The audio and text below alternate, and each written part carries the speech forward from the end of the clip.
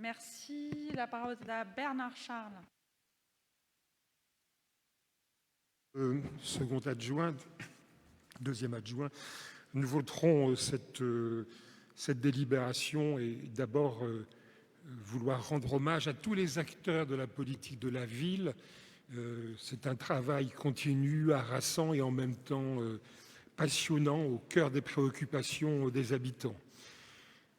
Je viens d'entendre ce que vient de dire Faustine Balmel sur les initiatives, sur la richesse, sur la solidarité. Je partage ce point-là. Pour autant, ça ne veut pas dire qu'il faut être aveugle et se fermer les yeux sur un certain nombre de difficultés structurelles de ces quartiers. La politique de la ville, elle a été créée, elle est toujours là aussi, dans la volonté de réduire l'écart, les inégalités entre ces quartiers et les autres quartiers de notre ville. C'est la même chose, bien entendu, partout. J'y reviendrai. Alors, quand je regarde cette délibération et quand je regarde ce qui est indiqué sur le fait qu'il y a une aggravation des inégalités, c'est vrai qu'elles sont plus graves dans ces quartiers qu'elles ne le sont ailleurs, mais je voudrais quand même rappeler que sur la question de la santé, des mesures importantes ont été prises et qui touchent également ces quartiers. Après, il faut les faire vivre, bien sûr, au plus près des habitants. Mais ce qui a été fait sur les soins, en matière, par exemple, d'audition, en matière de lunettes, quand je vois qu'on parle d'inégalité scolaire, bien entendu, c'est la réalité.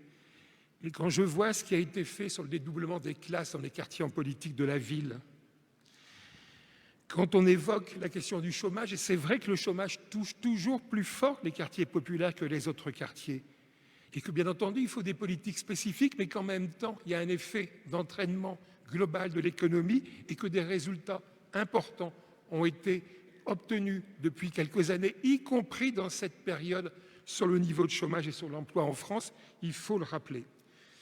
En accord avec les axes que vous développez, soutien à l'activité économique, à l'accès au retour de l'emploi, sur la question du lien social, de la lutte contre l'isolement, sur la question de la reconquête des espaces publics, sur le maintien de la cohésion sociale, sur le fait effectivement de faire émerger les nouveaux acteurs, bien entendu sur le besoin de cohérence, sur la coordination renforcée, mais aussi sur la question du pilotage. Et je rappelle, j'ai déjà intervenu à plusieurs reprises à ce sujet sur ces questions, et ce n'est pas peut-être spécifique à notre ville, mais quand même notre ville pourrait avancer sur la question de l'évaluation. Bien sûr, ce qui est fait est important. Bien sûr, ce qui est fait est indispensable.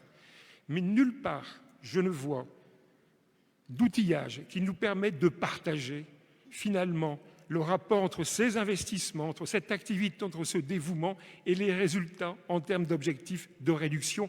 Toutes choses étant égales par ailleurs, tout ne se joue pas à Lille, mais des choses se jouent à Lille et donc nous avons besoin aussi de cette évaluation.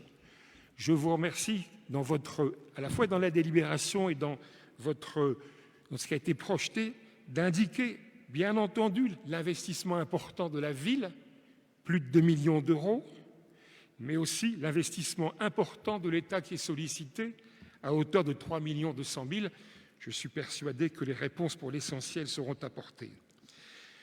Je reviens aussi sur la question du fonds en faveur de la participation des habitants. Je ne veux pas revenir sur une polémique d'il y a 12, 13, 14 mois.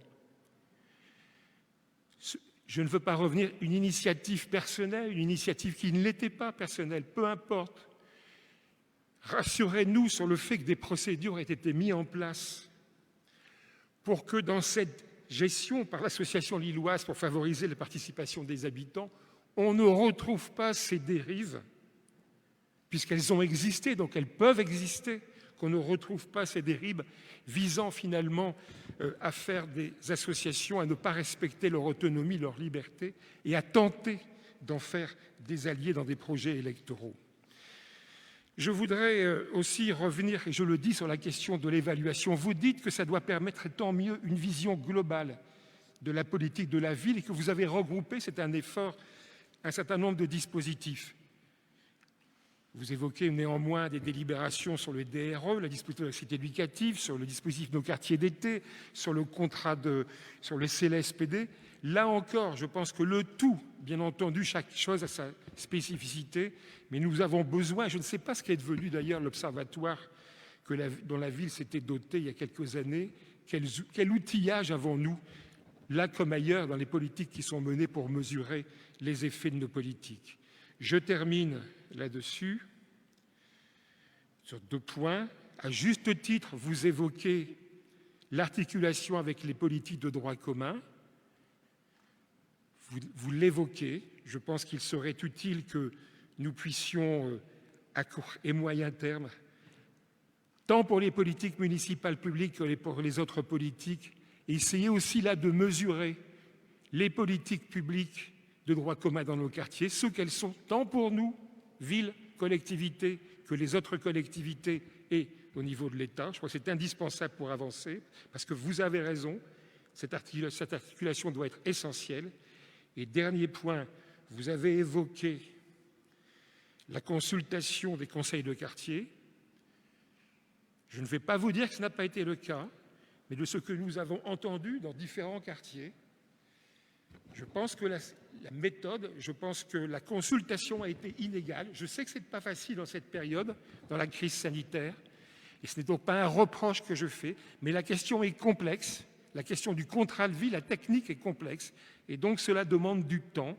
Et je pense que de mobiliser, d'intéresser les conseillers de quartier demande également du temps. Et je me permets donc d'attirer votre attention, là aussi, sur la nécessité pour les prochaines programmations, d'autant plus qu'après 2023, on aura une nouvelle politique de la ville, de bien associer nos conseillers de quartier. Je vous remercie. Merci.